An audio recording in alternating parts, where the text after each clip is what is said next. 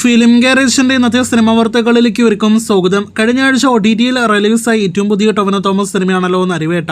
നേരത്തെ തിയേറ്ററുകളിലേക്ക് എത്തിയപ്പോൾ വളരെ മികച്ച അഭിപ്രായങ്ങൾ ആദ്യ ദിവസം മുതൽ നേടിയെടുത്ത സിനിമയ്ക്ക് എന്നാൽ OTT റിലീസിന് ശേഷം തികച്ചും പ്രതീക്ഷിക്കാത്ത ലെവൽ അഭിപ്രായങ്ങളാണ് സോണി ലിവിലെ OTT റിലീസിന് ശേഷം നേടിയെടുക്കാനായിട്ട് കഴിഞ്ഞിരിക്കുന്നത്. ടൊവിനോയുടെ സിനിമയിലെ കഥാപാത്രത്തിനടക്കം വളരെ മോശം അഭിപ്രായങ്ങൾ, അതോടൊപ്പം തന്നെ മിസ്കാസ്റ്റിംഗ് എന്നൊരു അഭിപ്രായം വരെ നേടിയെടുക്കുന്ന ഒരു കാഴ്ചയാണ് കഴിഞ്ഞ കുറച്ച് ദിവസത്തിനിടയിൽ കാണാനായിട്ട് കഴിഞ്ഞിരിക്കുന്നത്.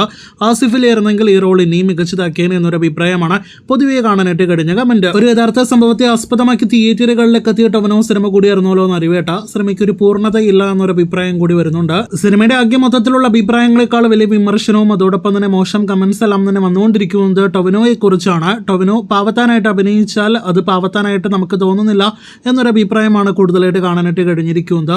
ഈ ഒരു വിമർശനം ടൊവിനോയ്ക്ക് ഇന്ന് മുതൽ തുടങ്ങിയതല്ല. കുപ്രസിദ്ധ പയ്യൻ മുതൽ തന്നെ പാവത്താൻ വേഷങ്ങളിലെ ടൊവിനോയുടെ പ്രകടനത്തിന് വളരെ മോശം അഭിപ്രായങ്ങളാണ് വരുന്നത്. അഭിനയത്തിന്റെ കാര്യത്തിൽ വന്ന ഈ വിമർശനത്തിന് നല്ലൊരു മറുപടി ടൊവിനോയ്ക്ക് അധികം വൈകാതെ കൊടുക്കാനായിട്ട് സാധിക്കട്ടെ എന്ന് ആശംസിക്കാം.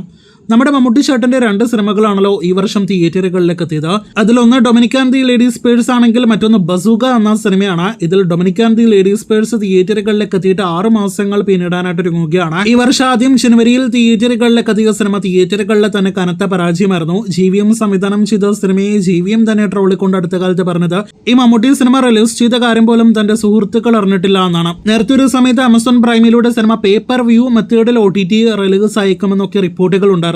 എന്നാൽ സിനിമ ഇതുവരെയും OTT റിലീസ് ആയിട്ടില്ല. മമ്മൂട്ടിയുടെ ഒരു ചെറിയൊരു വിടവ് ഇപ്പോൾ നമുക്ക് എല്ലാവർക്കും തന്നെ ഫീൽ ചെയ്യുന്നുണ്ടല്ലോ. ആ വിടവ് നികത്താനായിട്ട് മമ്മൂട്ടിക്ക് ഏറെ സഹായകരമായിരുന്ന സിനിമയായിരുന്നു ഡൊമിനിക്കിന്റെയും ബസൂക്കയുടെയും OTT റിലീസ്. എന്നാൽ 2 സിനിമകളും OTT പ്ലാറ്റ്ഫോം സ്വന്തമാക്കുന്നില്ല എന്നത് കേൾക്കുന്നത് വളരെ നിരാശ നൽകുന്ന കാര്യമാണെന്ന് പറയാതിരിക്കാനായിട്ട് വയ്യ.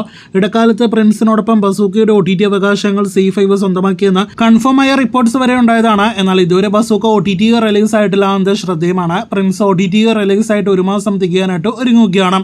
അപ്പോൾ ബസൂക്ക എന്ന സിനിമ ഇപ്പോൾ OTT റിലീസ് ആകും, അതോടൊപ്പം തന്നെ ഡൊമിനിക് OTT റിലീസ് എപ്പോൾ എന്നീ ചോദ്യമായിട്ട് തന്നെ അവശേഷിക്കുകയാണ്. ഒരു 1.5 വർഷം മുന്നേ നമ്മുടെ സോഷ്യൽ മീഡിയയിൽ വലിയ ഹൈപ്പെല്ലാം തന്നെ ഉണ്ടായിരുന്ന മെഗാസ്റ്റാർ ആയിരുന്നല്ലോ മമ്മൂട്ടി ചേട്ടൻ. എന്നാൽ ഈ വർഷം തിയേറ്ററുകളിലേക്ക് എത്തിയ 2 സിനിമകളും ഇത്രയധികം മാസങ്ങൾ കഴിഞ്ഞിട്ടും OTT റിലീസ് ആയിട്ടില്ല എന്നത് വിമർശകർക്ക് ഏറെ സന്തോഷം നൽകുന്ന ഒന്നായിരിക്കുമല്ലോ. എന്തായാലും വിമർശകർക്ക് മമ്മൂട്ടി ചേട്ടന്റെ മറുപടി ഉടനെ തന്നെ ഉണ്ടാക്കട്ടെ എന്ന് നമുക്ക് ആശംസിക്കാം.